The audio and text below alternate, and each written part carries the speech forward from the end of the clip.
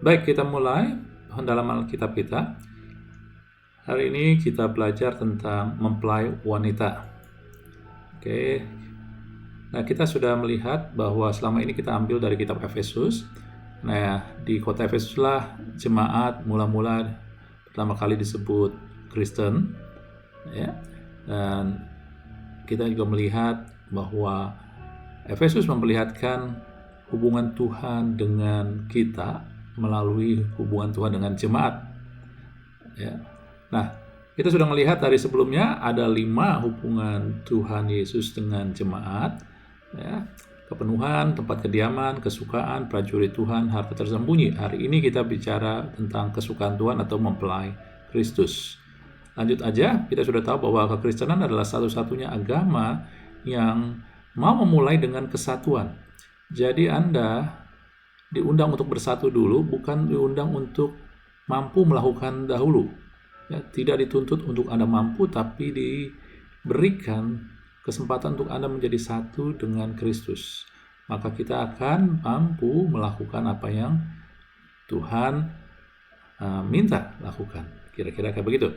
Nah, ini sekarang kita melihat ke dalam konteks kesatuan kita adalah sebagai mempelainya. Efesus 5 dikatakan, ayat 23, karena suami adalah kepala istri, sama seperti Kristus adalah kepala jemaat, dialah yang menyelamatkan tubuh, karena kita adalah anggota tubuhnya.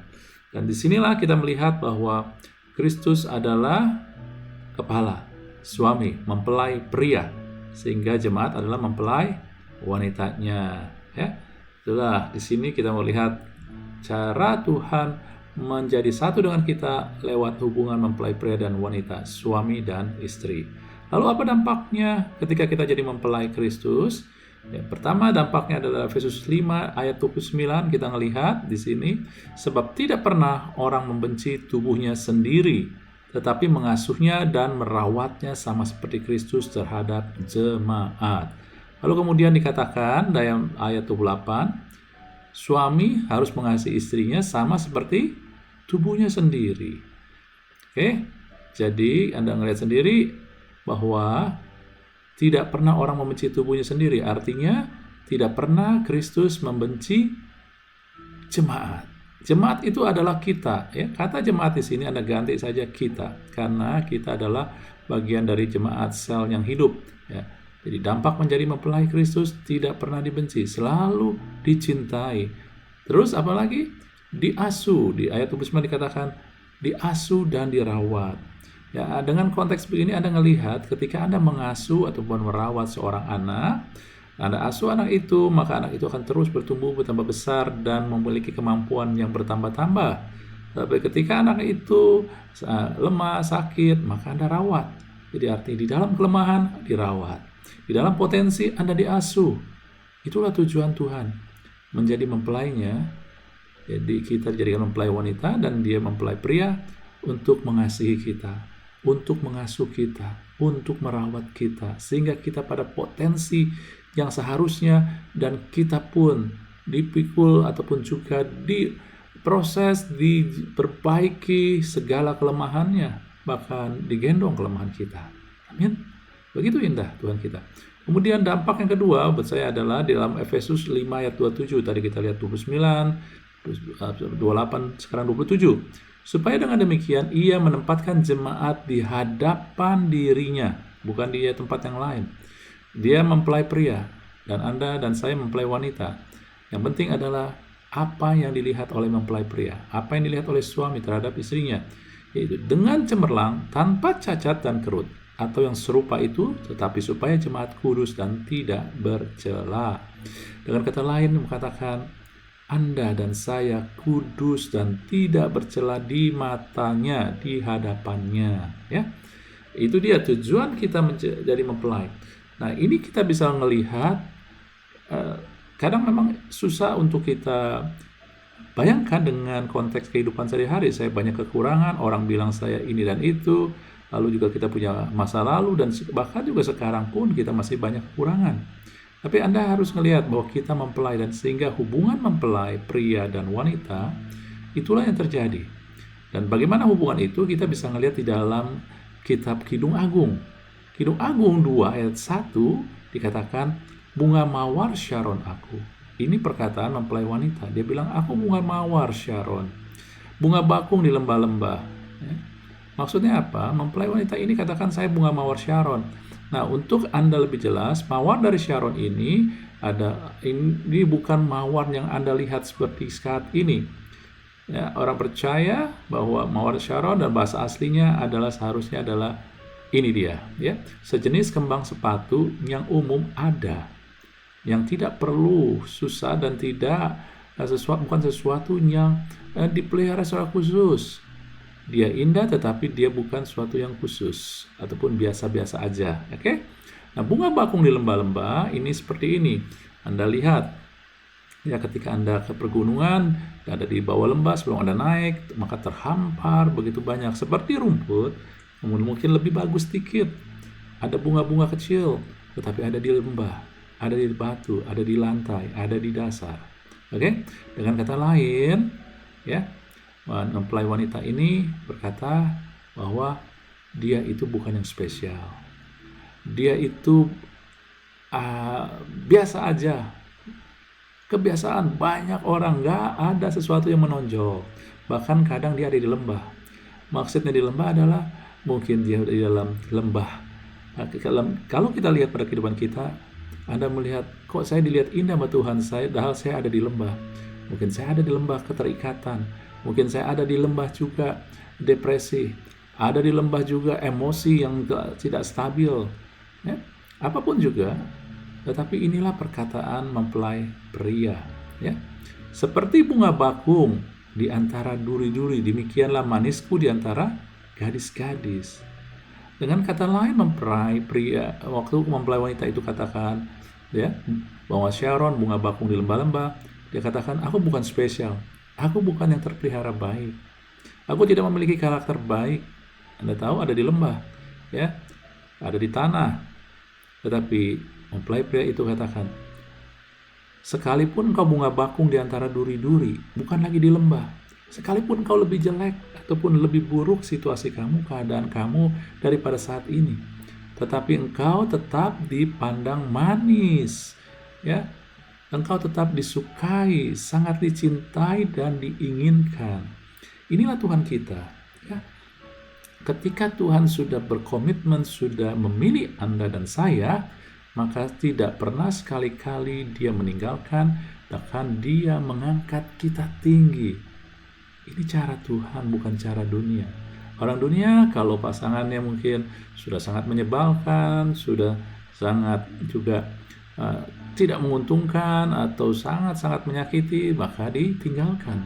Tetapi Tuhan tidak pernah. Ya. Dan bahkan ini diperlihatkan dalam Kidung Agung. Ya, pertama kali Kidung Agung, awalnya wanita itu diperlakukan seperti itu, maka wanita itu bilang, kekasihku kepunyaanku dan aku kepunyaan dia. Lalu seberjalan dengan waktu, ketika mempelai pria itu menyatakan tentang betapa dia inginkan mempelai wanitanya, betapa dia sayang mempelai wanitanya, betapa dia rela berkorban buat mempelai wanitanya, dia lakukan segala sesuatu buat mempelai wanitanya, maka akhirnya mempelai wanita itu di dalam Kidung Agung 6 mengatakan, aku punya kepunyaan kekasihku, dan kepunyaanku lah kekasihku.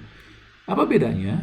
Bedanya adalah ketika awal, kekasihku kepunyaanku, yang menjadi subjek adalah dirinya, objeknya adalah kekasihnya. Jadi dengan kata lain, ya, kalau Anda bilang mobil ini kepunyaan saya, maka mobil itu harus mengikuti kehendak Anda. Mobil itu digunakan oleh Anda. Ya, tetapi ketika aku kepunyaan kekasihku, maka subjeknya adalah kekasihku. Aku kepunyaan, aku milik kekasihku. Aku ada untuk kekasihku. Jadi Anda melihat bahwa di sini pada mulanya kita mengalami segala hal yang kita menyadari Tuhan memberikan segala yang terbaik, bahkan hidupnya buat kita. Dan semakin kita menyadari, maka akhirnya kita bilang, Tuhan, hidupku milikmu. Apa yang kau mau, apa yang kau minta, aku adalah milikmu. Aku akan lakukan.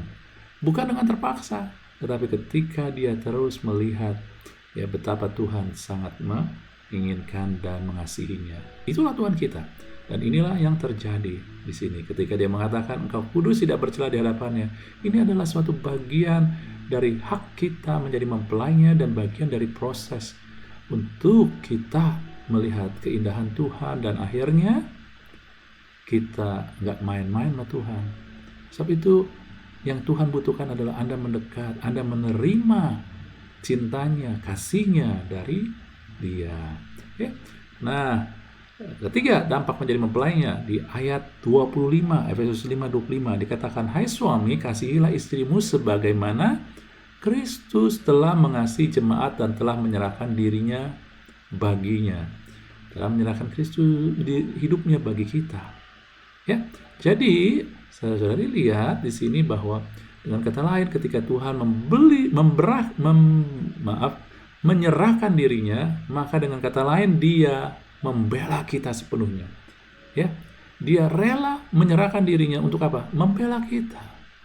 Membela kita dimanapun kita ada. Ya. Oleh sebab itulah dikatakan, untuk apa sih Tuhan membela kita? Apakah untuk membiarkan kita jadi tambah buruk kalau kita terus dibela? Bukan. Inilah prinsip kerajaan Allah, didasari oleh kasih, dipenuhi dengan segala kebaikannya. Hasilnya adalah bukan untuk membiarkan Anda, tetapi hasilnya akan mengubahkan Anda untuk menguduskan kita. Maksudnya apa? Apakah kita kudus?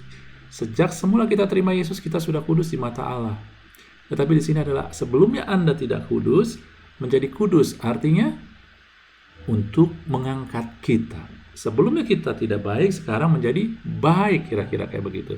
Jadi hasilnya, tujuan dari kita dibela sepenuhnya oleh Tuhan, bukan untuk menjadikan kita manja, mengizinkan kita melakukan seenak-enaknya aja. Nanti Tuhan juga bela, bukan. Tetapi untuk mengangkat nilai kita. Amin. Ya. Jadi saudara-saudari, ini dia daripada ringkasannya, dampak menjadi mempelai Kristus adalah kita dicintai, diasuh, dirawat. Ini dari Efesus 5, semua ayat 29. Kemudian mundur kudus dan tidak bercela di hadapannya. Nah, tujuannya apa? Kita tidak bercela di hadapannya, kudus tidak bercela. Kita tuh diterima, kita indah di hadapan Tuhan. Ya, tujuannya supaya nanti aku ini milik kekasihku. Kita menyerahkan diri buat Tuhan sepenuhnya. Ini di Efesus 5 ayat 27. Lalu mundur lagi, kita dibela sepenuhnya dari Efesus 5 ayat 25, saudara-saudari. Ya. Jadi Anda melihat, dengan ini pula saya mengasih unjuk kepada Anda salah satu cara ya, untuk membaca dan mengerti firman Tuhan adalah kita mulai dari akhir. Bukan berdasarkan urut awal. Bukan mulai dari pasal 21, 22, 23, sampai 29, tapi kita mundur dari 29, dari akhir. Karena Tuhan juga sering berkata bahwa Dia menetapkan akhir dari awal. Sebab itu kita bisa sama. Ketika mulai dari akhir, maka kita mengerti awal. Apa yang dikatakan awal, bukannya status awalnya. Kenapa? Nanti Anda ngelihat. Ya. Ketika Anda ngelihat hal ini, dampak menjadi mempelai wanita, hasilnya adalah di ayat 24 dan 23. Ya. Di ayat 24 katakan, karena itu sebagaimana jemaat tunduk kepada Kristus, demikian juga istri kepada suami dalam segala sesuatu. Ya. Hasil daripada menjadi Anda mengerti bahwa dicintai, diasuh, dirawat, kudus, tidak bercela di hadapan Tuhan, dibela, hasilnya adalah Anda menjadi taat, menjadi tunduk. Jadi tunduk, setia, taat adalah hasil, bukannya syarat di dalam kerajaan Allah. Hasil daripada kita mengerti status kita dan bagaimana kita diperlakukan oleh Tuhan. Oke? Tetapi dalam kerajaan dunia, Anda sepertinya dipaksa, menjadi syarat. Di dalam kerajaan dunia, penundukan, ketaatan adalah syarat untuk kita diberkati. Tetapi di dalam kerajaan surga Anda bisa melihat, karena status kita, jangan pakai logika, status kita, firman Tuhan mulai memperlihatkan apa yang Yesus sudah lakukan dulu buat kita dan jadikan buat kita. Ya, jelas? Apa yang Yesus sudah jadikan dan lakukan buat kita. Itulah yang membuat kita hasilnya. Sebab kalau dijadikan syarat, tidak ada satu orang pun yang sanggup. membuat kita jadi takut, dan Tuhan tidak pernah mendatangkan roh yang menjadikan kita takut. Yohanes katakan, kasih yang sempurna menghilangkan ketakutan. Ya, tetapi ketika Anda ditaruh syarat, timbullah kekhawatiran, kegalauan, ketakutan. Dan itu tidak pernah datang dari kerajaan Allah.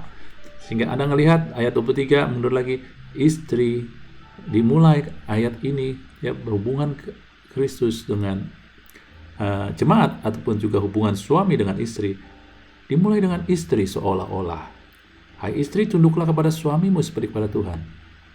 Tetapi ketika Anda tahu prinsip kerajaan Allah, Anda tahu karakter Kristus, maka bukannya itu menjadi syarat, itu tetapi hasil daripada suami mengasihi istri. Suami mencintai, mengasuh, artinya terus membawa potensi istri naik, bahkan merawat kekurangan istri pun, ya, luka istri terus dipulihkan, terus melihat istrinya tidak bercela, walaupun punya kekurangan, sama seperti kita punya kekurangan, tapi Tuhan melihat kita tetap diinginkan, dibela sepenuhnya, maka hasilnya pasti istri atau jemaat itu tunduk. Maaf, itulah kebenaran kerajaan Allah. Oke, jadi sama kita ringkas, tempo hari kita melihat menjadi tempat kediaman Tuhan minggu lalu. Luar biasa, ketika kita menjadi tempat kediaman, kita menerima yaitu kita menerima bahwa hidup kita menjadi manusia baru mengikuti pola firman Tuhan. Kita dihidupkan oleh firman, dan ketika kita menjadi tempat kediamannya, kita selalu dibangun, kehidupan kita selalu naik, walaupun secara manusiawi, secara kacamata panca indera kita ngelihat kok saya tambah turun, seolah nggak dijawab doanya. Tetapi saudara, lihat dengan mata iman, karena itulah yang pasti akan terjadi, memancar dari dalam Anda. Anda sudah diberikan hidup, Anda itu sedang dibangun terus, kuasa yang membangun itu ada di dalam Anda. Ketika Anda terus percaya, maka itulah yang terjadi. Walaupun sementara mungkin ada halangan, belum terjawab, tetapi yang sementara itu akan berlalu. Ketika Anda terus percaya, Anda akan melihat bagaimana hidup Anda dan saya dibangun. Itu prinsip kerajaan Allah. Dan hidup Anda dipenuhi dengan kasih karunia dan kemurahan Tuhan, karena Tuhan hadir di tata kasih karunia. Kalau Anda menjadi tempat kehadiran Tuhan, maka Anda dipenuhi dengan kasih karunia dan kemurahan. Lalu hari ini kita belajar keindahan Tuhan lagi, memperlakukan kita seperti yang tadi kita katakan, dicintai, diasuh, dirawat, dikuduskan, dibuat tak bercelah, dibela sepenuhnya. Amin. Sebab itu jangan menilai Tuhan berdasarkan keadaan apa yang kita alami, tapi perkatakanlah kepada keadaan yang kita alami tentang apa yang Tuhan lakukan dan sediakan buat kita. Amin. Tuhan berkati.